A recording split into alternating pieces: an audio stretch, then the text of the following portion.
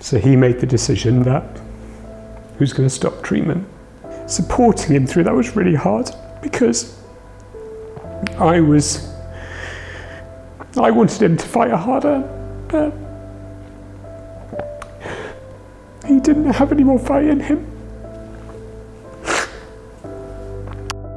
Richard was the perfect gentleman. You couldn't dislike him. He was just a friendly, interesting, handsome, always perfectly turned out. Yeah, he was just a lovely, lovely guy.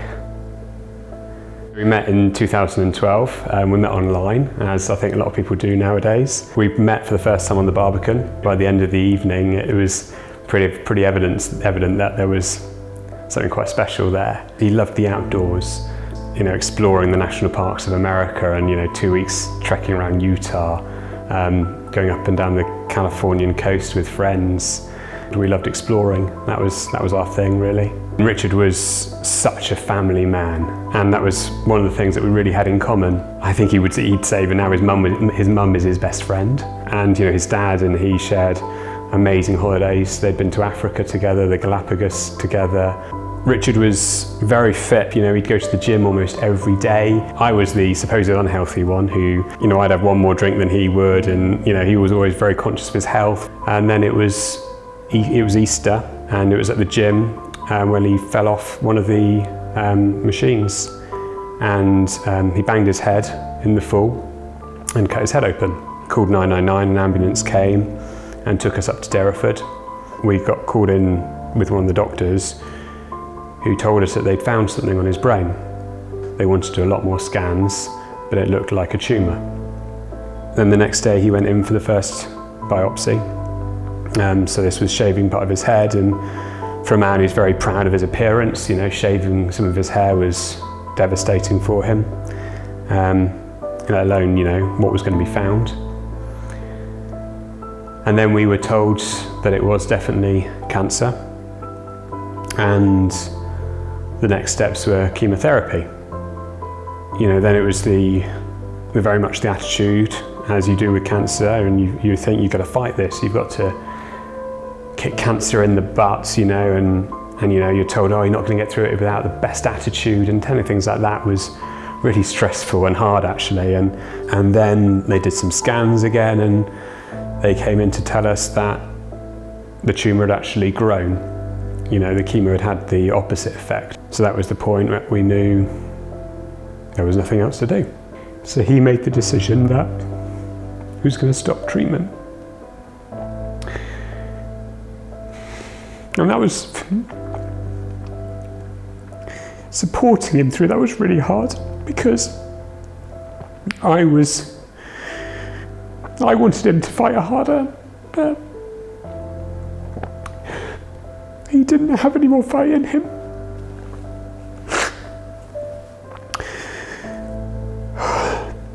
I think at this point we didn't really know what was going to happen, and that's when St Luke's was mentioned.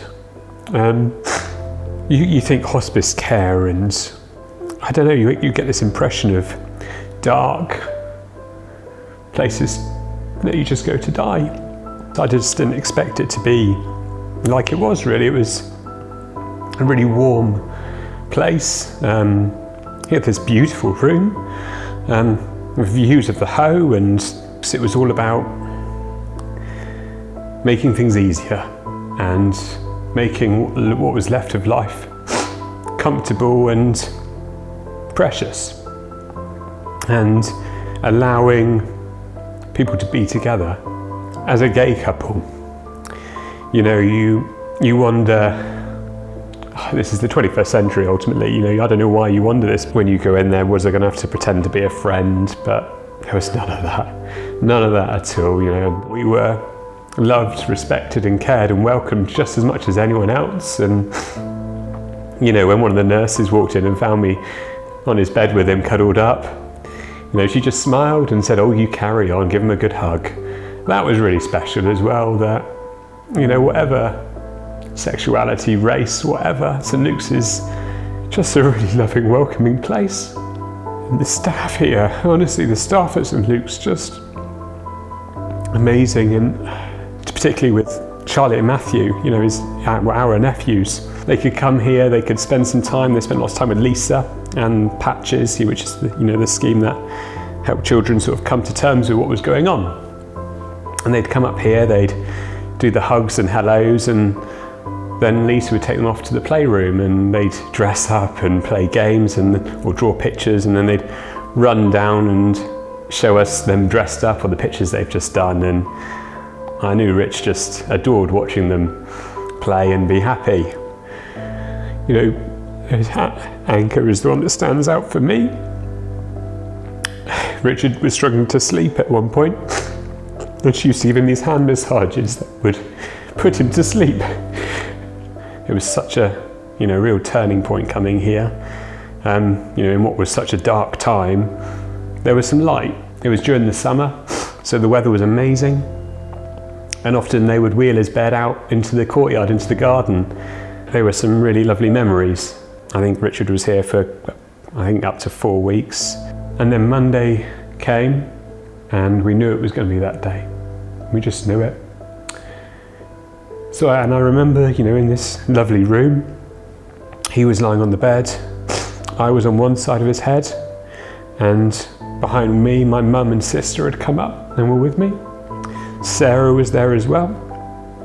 And then on the other side was his mum, his dad, and his brother and sister-in-law, Michael and Laura, were there as well. And he had the people he loved most in this world in the room with him. And his mum at this point had been staying anyway. They'd even put a bed in the room with him for her, and the last few nights she was with him the whole time. She never left his side. But in the very end, when he finally let go, we were literally all with him, holding his hands. And then we knew he'd gone. We were all there to be together.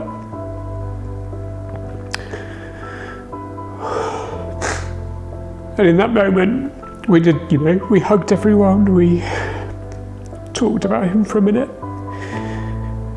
And I just had to get out.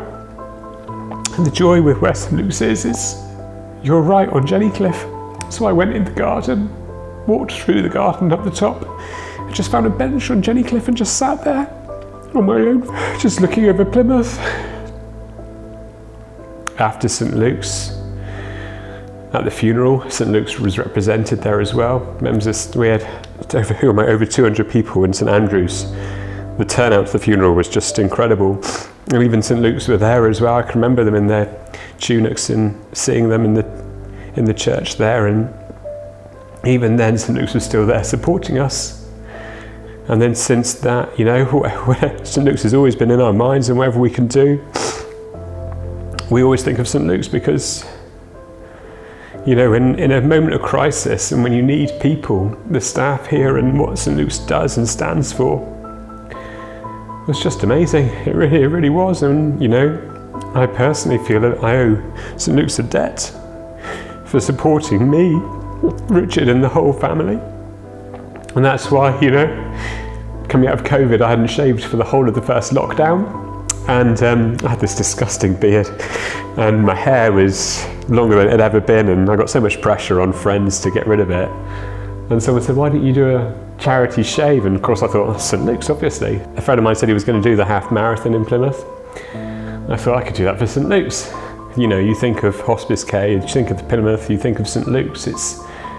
I think most people in Plymouth have heard of St Luke's, although they probably don't know exactly what it is. It's just amazing, and St Luke's for me was just, it was a safe place, it was a safe haven. They would make you laugh, they'd make you smile. You'd hear the jingle jangle of the drinks trolley coming down the corridor. You don't expect that from Hospice Care, you just don't. In a playroom down the road, PlayStation in the next room. It was just a family place, and St Luke's was a family. You got to know everyone in here, from the people on reception to the cleaners, the ladies who did the teas and the dinners. You walk in the doors and there's people that are happy to be here, and it's such a hard job, I imagine, working at St Luke's, that you've got to really love the job that you're doing, and the difference you make to that time in people's lives. It's such a special, special place that I can't think of anything more I can do to, contribute and give something back to them.